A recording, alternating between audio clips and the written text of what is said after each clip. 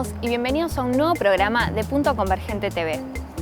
En este informe especial vamos a descubrir cómo es que el Observatorio de la Deuda Social Argentina de nuestra universidad realiza sus mediciones y cuáles son los criterios que validan estos datos.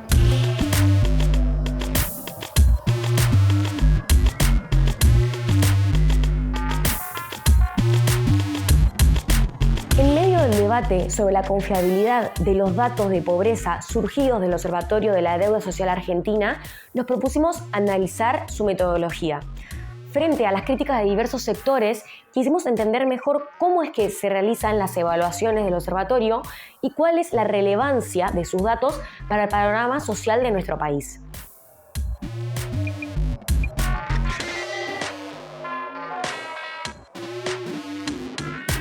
El objeto de nuestro programa de investigación es el estudio de las deudas sociales definidas como privaciones injustas en las limitaciones o en las capacidades de desarrollo humano e integración social.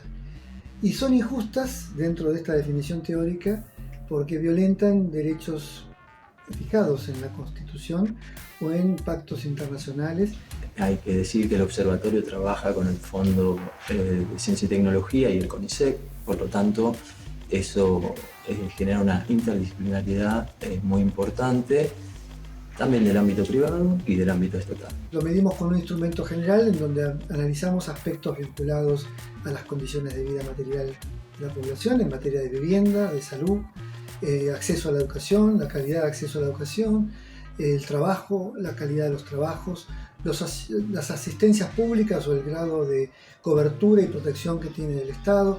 Medimos los ingresos, medimos también a partir de eso la pobreza por ingresos, evaluamos la composición demográfica del grupo familiar, también evaluamos o analizamos el malestar psicológico o el grado de bienestar psicológico de la población, vinculado también a esto, violaciones vinculadas a afectaciones de derechos como la violencia doméstica a nivel de género o aspectos como la infancia. Es importante y podríamos decir que es fuera del contexto o independientemente del contexto del gobierno de turno. Por lo tanto, le da una validez importante a todos los datos y a los trabajos académicos que se van realizando. Tenemos un conjunto de dimensiones de análisis que tienen que ver con aspectos del desarrollo infantil, pero que además se constituyen en derechos que tienen los niños en la Argentina. En ese sentido, la encuesta da cuenta de aspectos de la estimulación de los niños pequeños, de sus primeros años de vida, entre los 0 y los 3 años. Luego tenemos aspectos de la socialización de los chicos a partir de que van al colegio, pero de la socialización no escolar. Aspectos vinculados al comportamiento lector de textos impresos, aspectos vinculados al acceso a nuevas tecnologías y a poder participar del mundo a través del acceso a Internet, por ejemplo, pero también aspectos vinculados a deporte, a la cultura, a su participación y formación en otros aspectos del mundo de la socialización que no es ni el escolar ni el familiar.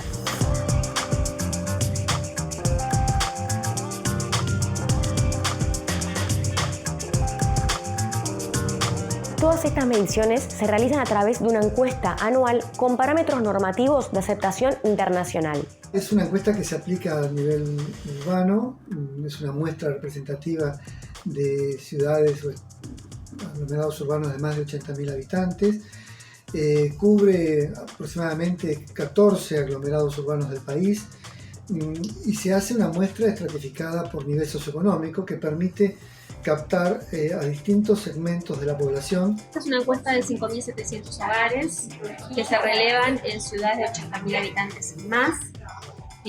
Se hace un relevamiento de personas de 18 años y más, que es el respondente principal de la encuesta, pero también se hace un registro completo de todos los niños de 13 y 17 años que viven en esos hogares. Es una encuesta representativa de aglomerados urbanos. Creo que es la principal encuesta privada que tiene el país. Un tercio de ellos, panel, se mantiene el mismo hogar con el fin de tener la posibilidad de evaluar cambios a nivel de un grupo familiar entre un año y otro y los factores asociados a esos cambios. Y esa muestra, como digo, es una muestra representativa a nivel urbano, no rural, de los principales centros urbanos del país, y el trabajo de campo se realiza durante entre 2-3 meses, entre los meses de julio y septiembre o junio y agosto. Es una encuesta que se realiza con recursos humanos de todas las ciudades, se releva la encuesta. Esos recursos humanos son capacitados por nosotros desde la UCA, son supervisados también desde la Universidad Católica Argentina. Y bueno, son recursos humanos que viven en cada una de estas ciudades y que se dedican al oficio de ser encuestadores, de supervisores, coordinadores de grandes encuestas, con lo cual, bueno, la calidad de la información es parte del trabajo de construcción del dato que realizamos y que procuramos tener la supervisión y la capacitación centralizada en la UCAC de Buenos Aires.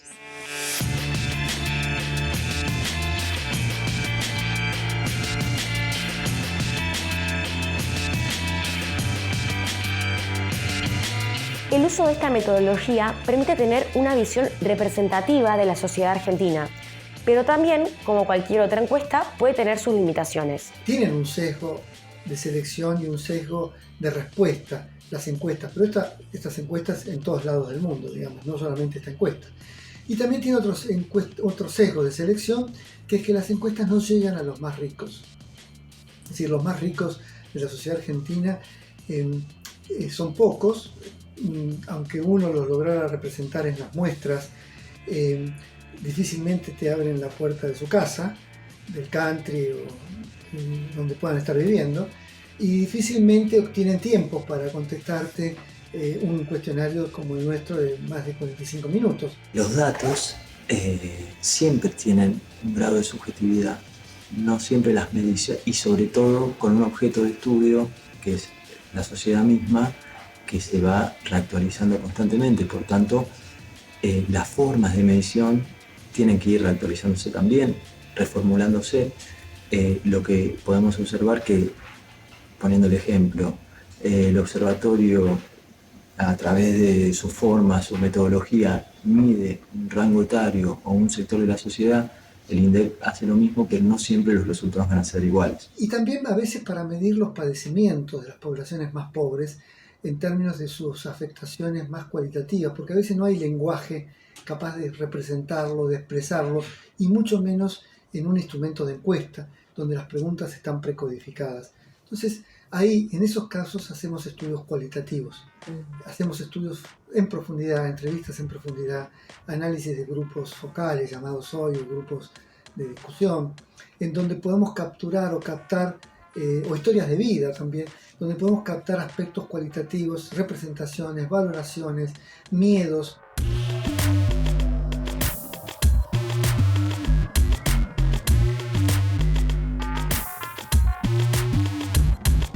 Una vez que se recopila esta gran cantidad de datos, el observatorio los analiza a partir de 5 dimensiones fundamentales y luego se dan a conocer a través de informes. Uno es la subsistencia en términos económicos, pobreza y acceso a programas sociales, es uno de los informes.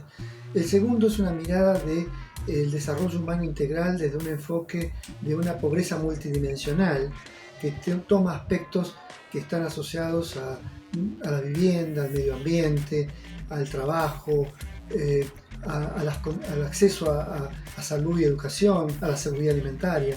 La clave está puesta en el análisis de las desigualdades sociales, es decir, que no únicamente nos interesa poder observar cuál es la evolución de la tasa de pobreza, de la tasa de indigencia, de la tasa de empleo, desempleo o de la tasa de trabajo infantil, sino que también damos cuenta de qué ocurre con las brechas de desigualdad social a lo largo del tiempo, ¿no? Si crecen, disminuyen o se estancan.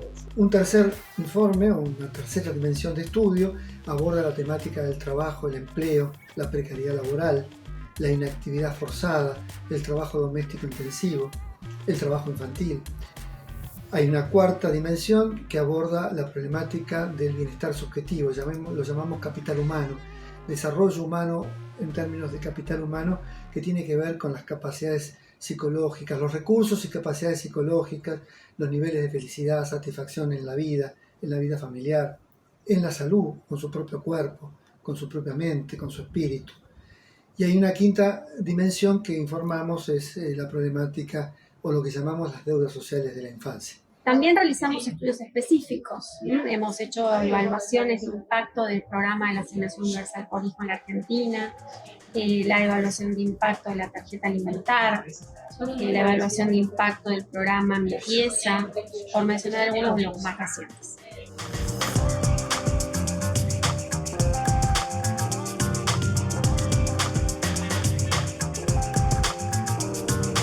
El observatorio surgió en un contexto de crisis similar al que estamos viviendo ahora.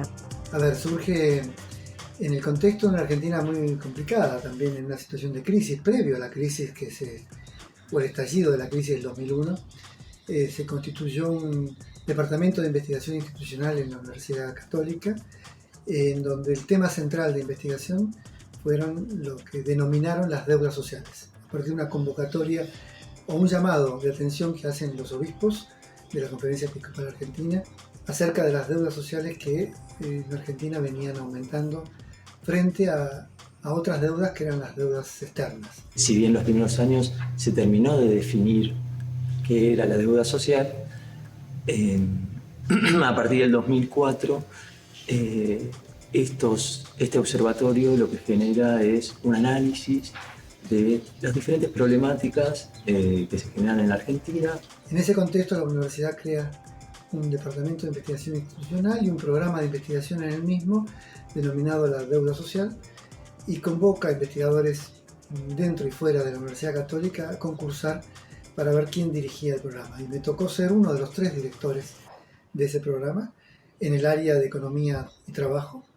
Y después de la crisis 2001, ya estallada la crisis, esos 3 programas se unificaron en uno y se creó el programa Observatorio de la Deuda Social Argentina en el año 2004.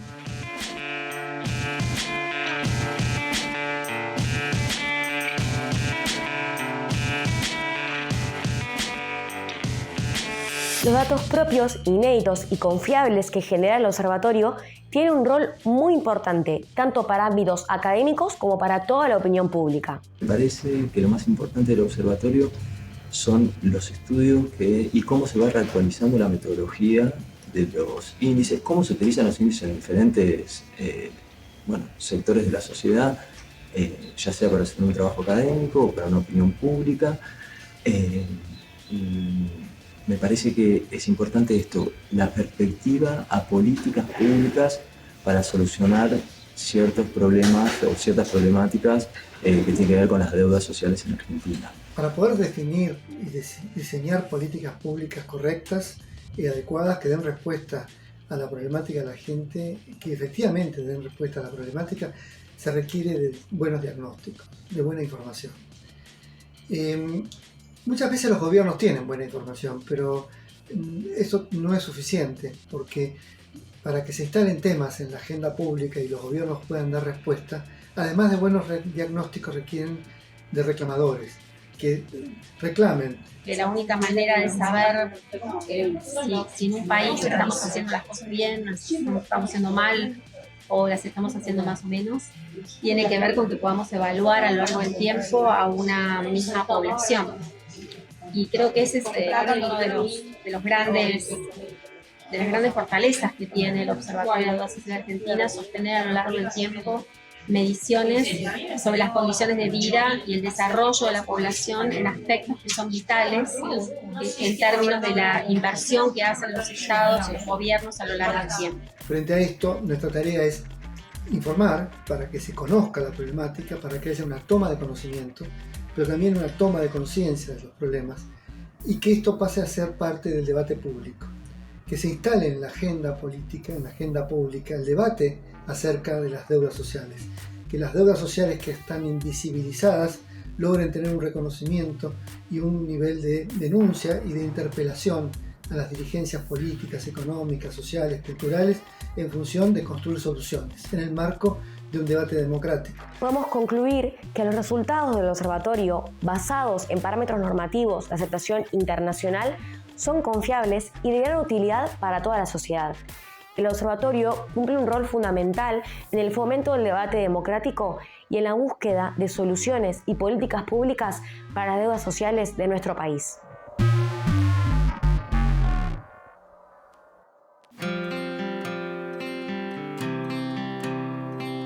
El doctor Miguel Ángel Schiavone, rector de nuestra universidad, adelantó los proyectos de la UCA para este año y reflexionó sobre el sistema de salud.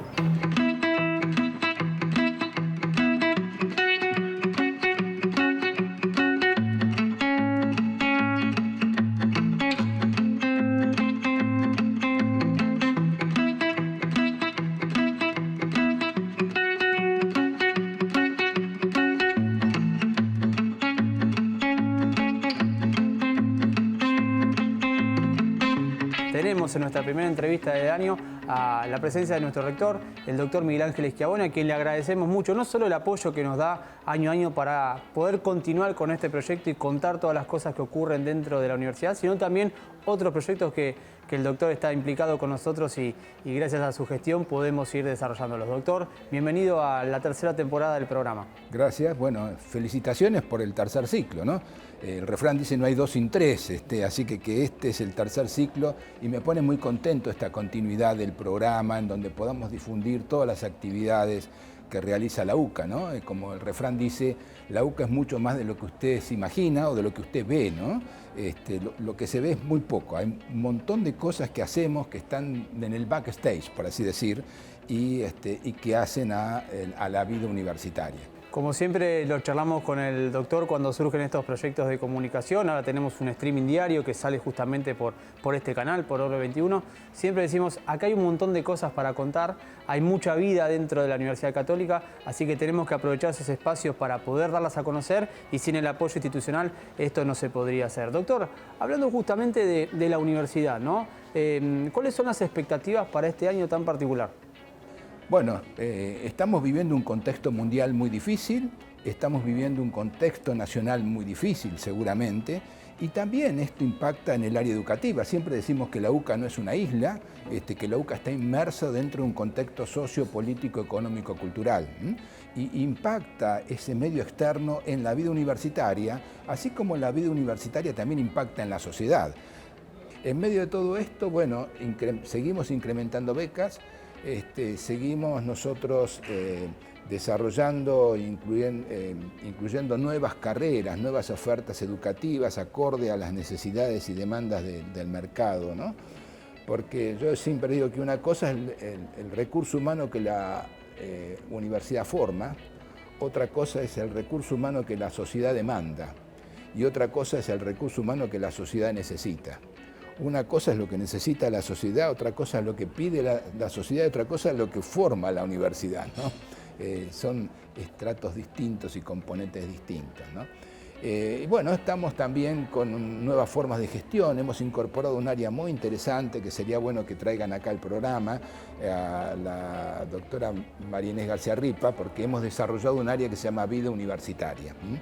Esta área de vida universitaria está pensada para ubicar en el centro de la escena y de la vida de la universidad al alumno. Es una verdadera revolución copernicana en donde el alumno forma parte del centro, es el sol del movimiento de la universidad.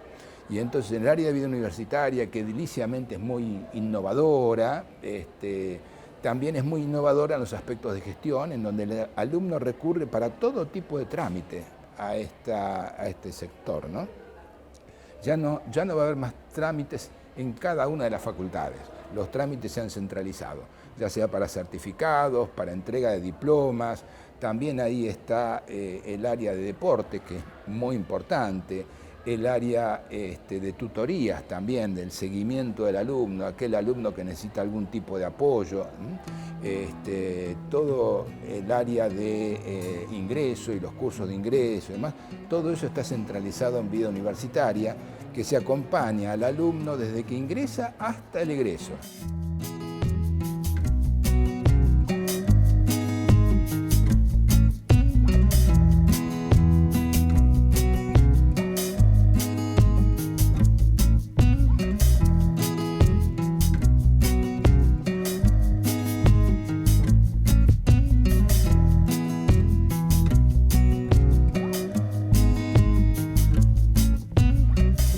usted recién habló sobre justamente el contexto global y el del país y la importancia de tener al alumno en el centro, ¿no? Que siempre yo lo digo que es el motor de todo esto. Sin estudiantes no tendríamos universidad, sin estudiantes no tendríamos radio, no tendríamos programa, ¿sí?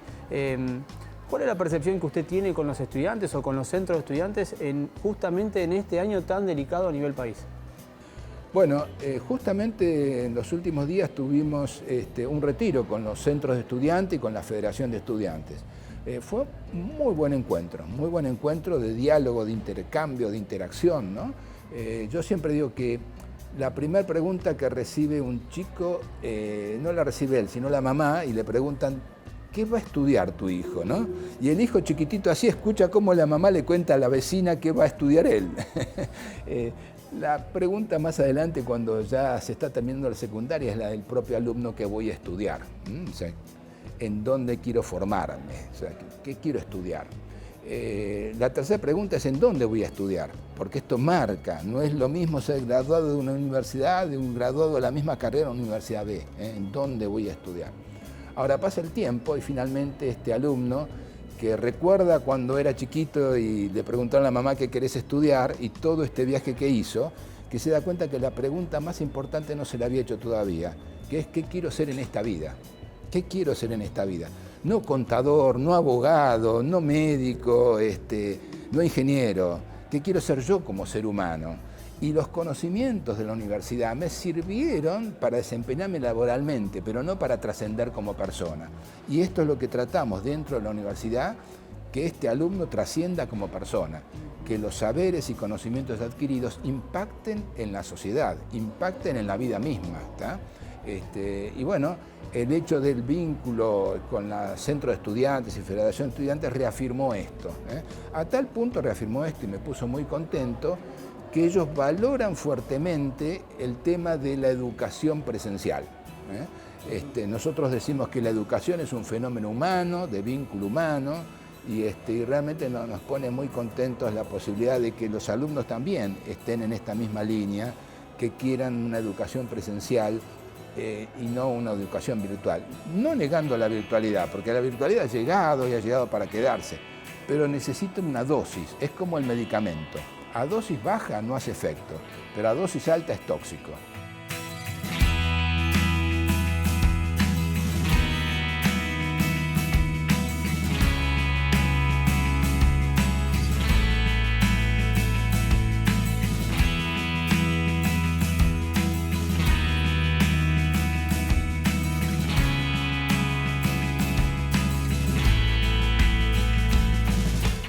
A ver, somos seres sociales y está bueno cruzarnos, intercambiar ideas, opiniones, enriquecernos de la opinión del otro. Y está buenísimo lo que usted dice porque, no es por hablar de otros establecimientos, pero muchos apuntan a lo virtual. Ahora es como la novedad que quizás sirvió, como dice usted, en pandemia, pero volvimos a pisar el mundo, a salir de casa y creo que la universidad está bueno porque uno intercambia conocimientos, conoce gente y eso es un plus que se debería aprovechar, ¿no? Es el vínculo humano, es el vínculo no solamente con el docente, sino con los pares. Es el enriquecimiento con los saberes y los valores del otro. Yo siempre digo que la célula o los unicelulares son muy débiles, pero cuando las células empezaron a unirse entre sí, formaron tejidos, órganos, aparatos y seres vivos y seres humanos, que son superiores a la célula. Y el ser humano solo también es débil. Cuando el ser humano nace, si no tuviera un contexto familiar, social, que lo contiene, es muy débil, ¿está? Entonces los seres humanos también se unen entre sí para superarse a sí mismos, superar al medio, y construyen algo que no es accidental, que se lo denomine tejido social.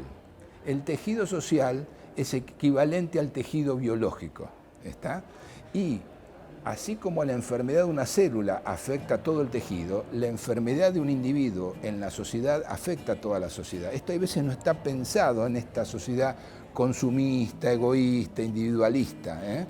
Nos damos cuenta en aquellos momentos de debilidad como fue la pandemia.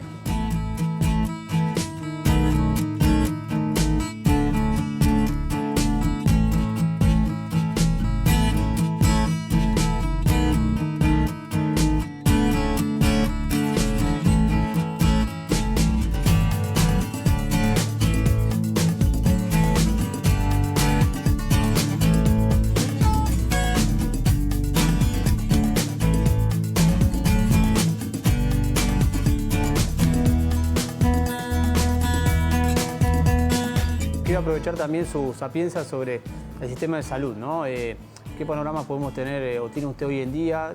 Sabemos que estamos con un brote de dengue. ¿Cómo ve el sistema sanitario, el tema de las vacunas? Con la pandemia que ya quedó atrás, por suerte. Bueno, nuestro sistema de salud está mal nombrado sistema de salud. Lo nuestro es un asistema.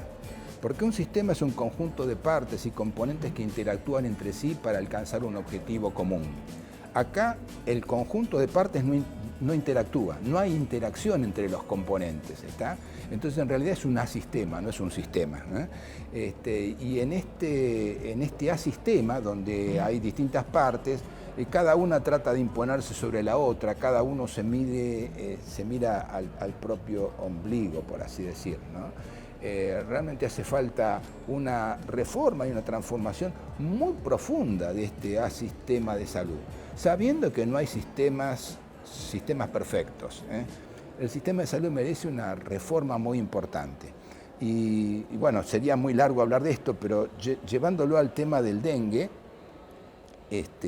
un sanitarista muy importante decía que si la culpa de la enfermedad fuera la bacteria, si la culpable de la enfermedad fuera la bacteria, es una pobre explicación de por qué la gente se enferma, ¿eh? La bacteria es una pobre explicación, el mosquito es una pobre explicación, ¿eh? La explicación del proceso de la enfermedad es mucho más allá, o va mucho más allá del mosquito, ¿eh? Hace a las actitudes de los seres humanos, a la inversión que tiene el ser humano, a la valorización que le da el ser humano a la salud, al bienestar. El mosquito está vinculado a el cambio del medio ambiente, y el cambio del medio ambiente está vinculado al hombre, a la prevención, a la educación de la población, ¿no? O sea que va mucho más allá del mosquito. Doctor, le agradecemos mucho su presencia en esta primera entrevista de la tercera temporada de Punto Convergente TV. Bueno, gracias a ustedes, y el apoyo que damos, siempre decimos que no regalamos pan, entregamos levadura, y ustedes a esa levadura la están haciendo crecer. Muchas gracias por sus palabras. No, al contrario. Muchas gracias a todos por acompañarnos en otro programa de Punto Convergente TV. Nos vemos la próxima.